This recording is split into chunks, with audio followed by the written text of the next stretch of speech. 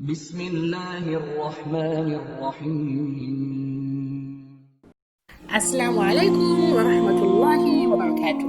Since September 2019, the Islamic Education Trust Human Welfare Department has positively touched over 6,500 lives through its intervention program, the food aid program, the financial aid program, Qurbani meat distribution during Eid al-Adha, Widows Empowerment Program, the Orphan Care Program, and the Tree Planting Program.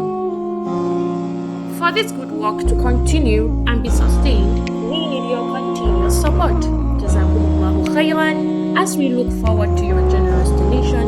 Wassalamu alaikum wa rahmatullahi wa barakatuh.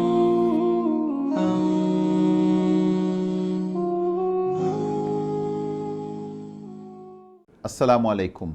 Welcome back. We finished discussing earlier on the need to focus and put massive energy in areas we are passionate about, in areas that are useful to society, and in areas we can be the best at. So the need to focus, not just focus on saving money as best as you can, but also focus on building your capacities. One thing to remember when it comes to saving money is to pay yourself first. Yes, you have bills to pay. You have other things to pay. But if you say you will wait until you have finished spending all the money on everything else, you will probably find you have nothing. Estimate how much can you pay yourself. What do we mean by pay yourself? That's the money that is going to help you continue to help your children, your wife, and yourself in the future. As you get older, you will have more medical bills. You will have more responsibilities to your children, to your grandchildren, to your community. People who are closer to you will have difficulties. Your children would probably, we never hope, would probably have some difficulty and they would need your help. What can you do to build that capability? It is by paying yourself now.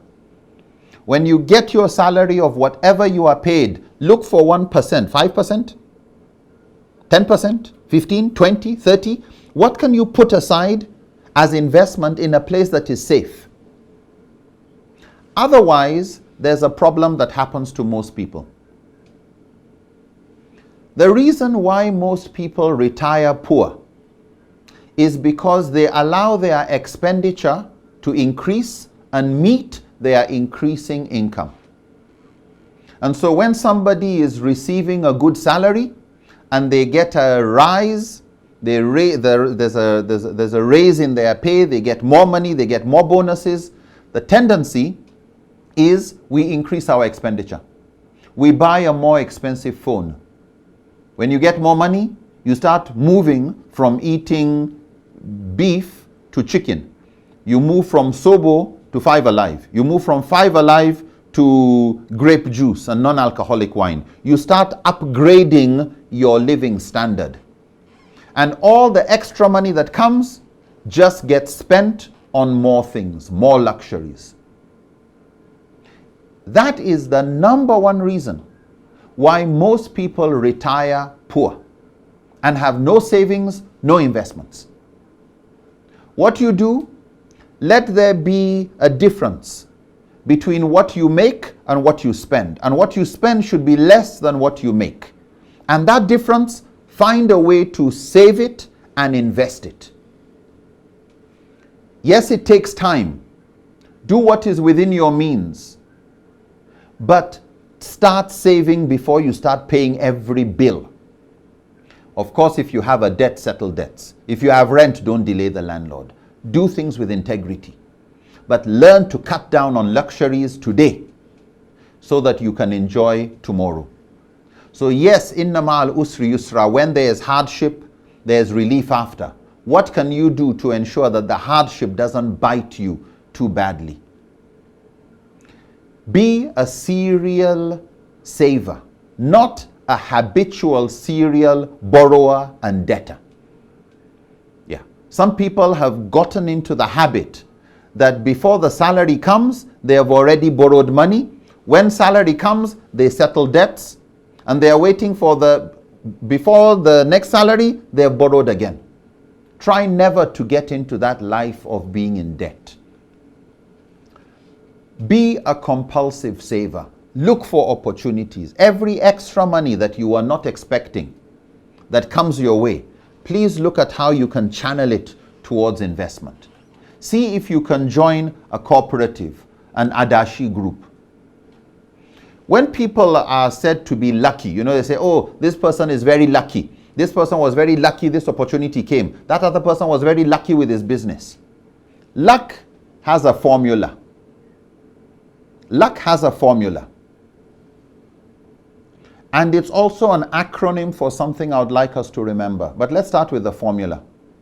Luck is opportunity that you didn't expect plus preparedness. The opportunity is not always in your capacity. It's not always under your control. It's not always something you can influence. But your preparedness is under your own influence. You can be proactive, take responsibility, build your capacity, learn new skills. Then when a job opportunity comes, alhamdulillah, we say you are lucky, you are ready for the opportunity. So we call it luck, that an opportunity came and met preparedness.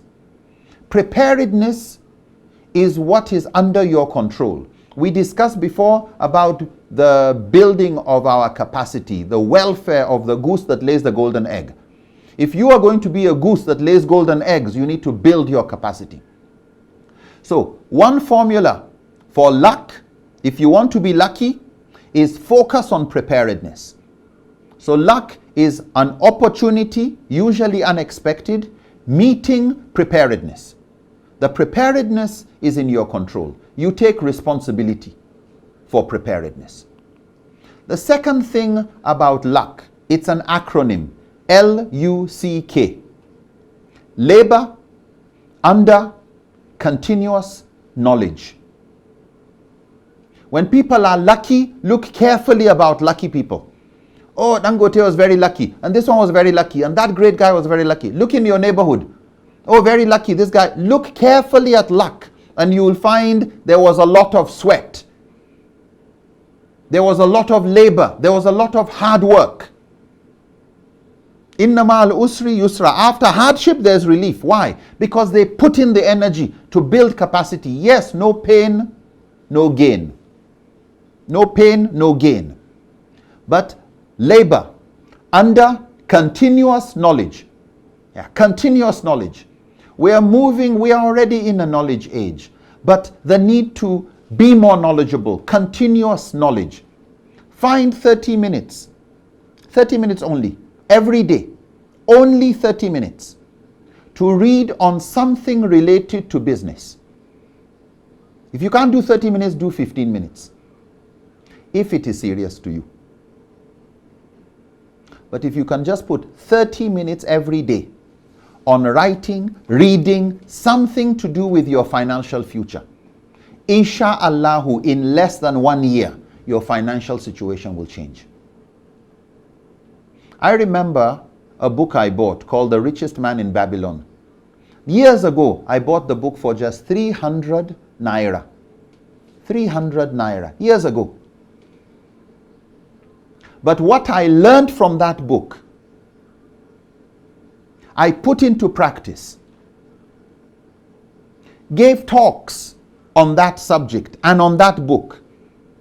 And it was interesting when I gave a talk on that subject for just about 1 hour. And really everything I said, I just got from that book. The Richest Man in Babylon by George Clason.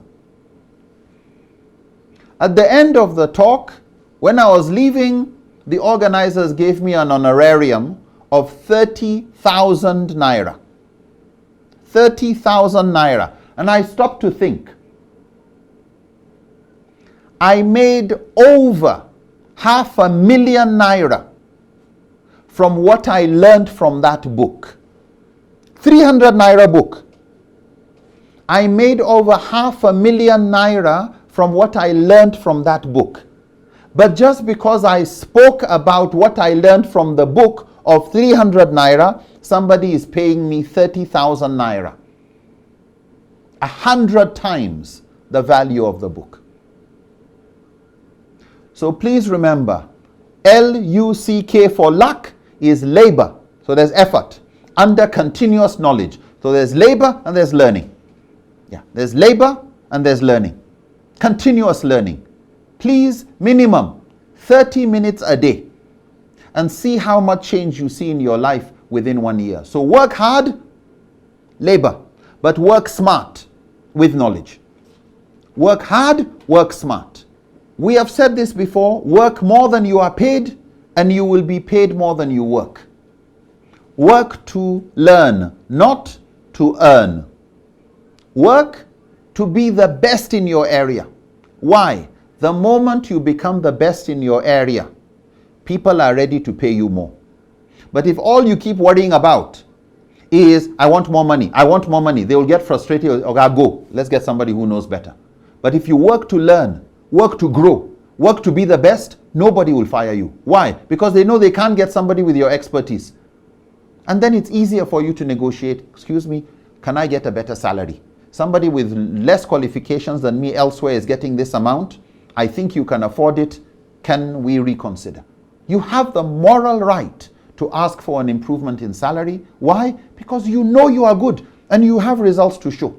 It's not just knowledge in your head, but you work hard and you work smart. So be proactive. As you see problems, open doors and get people to open doors. Stop complaining about the darkness. Stop complaining about society. Light a candle so that people can see.